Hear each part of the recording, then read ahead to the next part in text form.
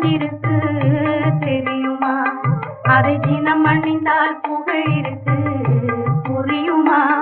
அதை தினம் அணிந்தால் புகழ் இருக்கு புரியுமா? முருகன் திருநீரில் மருந்திருக்கு தெரியுமா?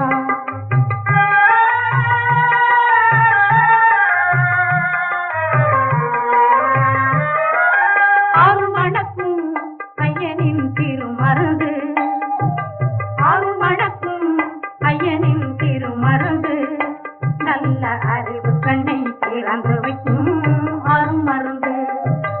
அருள்மணக்கும் ஐயனின் திருமருந்து, நல்ல அறிவு கண்ணை திறந்து வைக்கும்